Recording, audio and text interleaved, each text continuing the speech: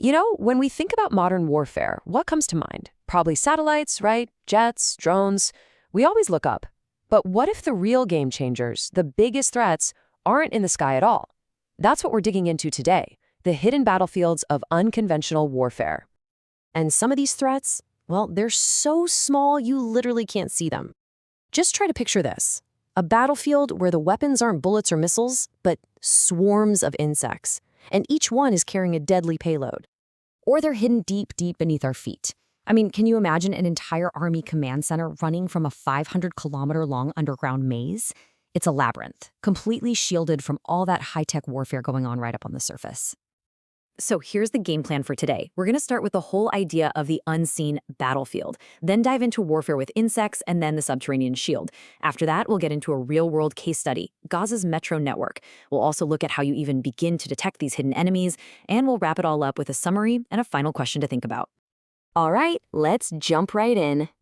What we're really focusing on here are these methods that kind of level the playing field, especially when one side has way more advanced technology.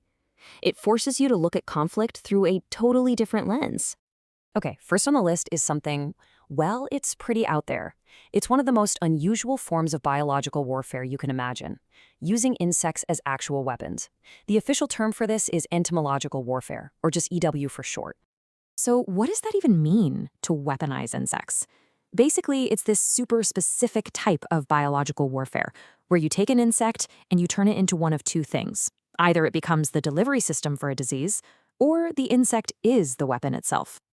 This really breaks down into three main categories. The first one is what's called a vector attack. This is where you infect insects with a pathogen, think plague or cholera, and they basically become tiny, flying, living delivery systems. Nasty stuff.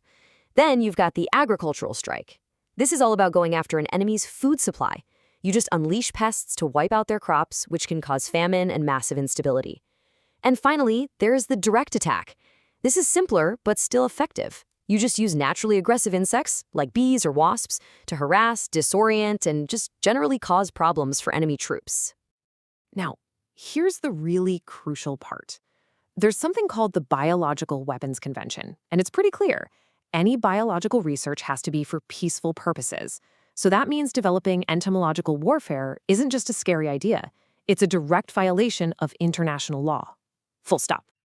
Okay, let's switch gears. We're moving from the microscopic to the subterranean. So we're going from threats that are buzzing in the air to threats that are buried deep underground.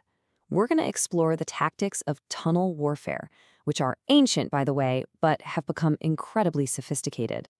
Tunnel warfare is, well, it's pretty much exactly what it sounds like. It's using any kind of underground space, could be natural caves, could be purpose-built tunnels, to get a military advantage. And the goals are really simple but incredibly powerful. Stay protected and stay hidden.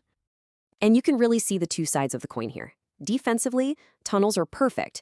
You use them to store weapons, to shield your troops from airstrikes. You're safe. But then offensively, they're just as powerful. You can use them to infiltrate, to launch surprise attacks way behind enemy lines. It's like having both a shield and a sword all at once. So to really get a handle on just how big this can get in the modern era, we've got to look at a major real-world example.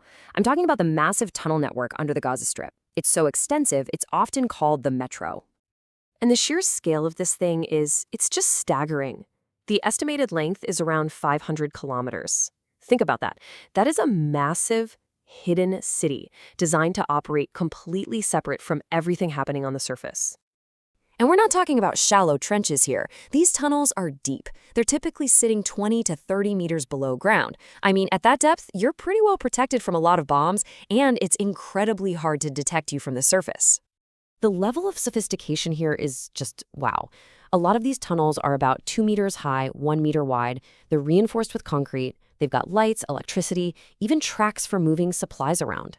And the way they were built was all about stealth, using anything from electric jackhammers to, believe it or not, simple pedal-powered diggers. But here's the most critical part. The entrances are hidden in plain sight. We're talking inside homes, mosques, or just under some brush. Everyday places to make them almost impossible to find. So that raises a huge question, right? How in the world do you fight an enemy you can't even see? An enemy that's operating from a hidden city right under your feet? Well, that brings us to the countermeasures, the tech that's been designed specifically to find and deal with this kind of threat. You've basically got two main technologies in the mix here. First, there's the iron wall. This is a huge underground concrete barrier, and it's packed with sensors designed to pick up on any new digging. The second piece of tech is a lot more mobile. It's drone-mounted ground penetration radar, GPR for short. You can think of it as a kind of flying radar for looking underground. So how does this GPR stuff actually work? It's pretty cool. A drone flies over an area and shoots strong radio pulses down into the ground. Those waves travel through the soil, but as soon as they hit something with a different density, like the air gap inside a tunnel compared to the solid dirt around it, the pulses bounce back. The drone catches those reflected pulses and pairs them up with super precise GPS data. And voila, you get a map of exactly where that hidden tunnel is. Here's a really great analogy for this. Imagine you're shining a flashlight into a really foggy room. You can't see everything clearly, but the light is going to reflect differently off a solid wall than it does off just empty air, right? Well, GPR does the exact same thing, but instead of light, it's using radio waves to see through the ground. All right, let's pull all this together. We'll do a quick summary, and then I want to leave you with one final question to chew on. So, to recap what we've covered, we started with entomological warfare, that illegal type of biowarfare that can use insects as vectors, crop destroyers, or even direct attackers. Then we went underground to look at how these massive tunnel networks, like the metro, are so effective at completely negating air superiority. We saw how they're complex, reinforced, and built in total secret. And finally, we looked at the countermeasures, like those huge underground walls and the amazing drone-mounted GPR that can actually map these hidden threats. And that brings us to our final question. Think about this. If these tunnel access points are intentionally hidden inside everyday buildings, like homes or mosques, what kind of specific monitoring skills and gear would a specialized recon unit need? I mean, what do they need to prioritize beyond just their standard combat training? What does it actually take to find a hidden door in a place you would never ever think to look?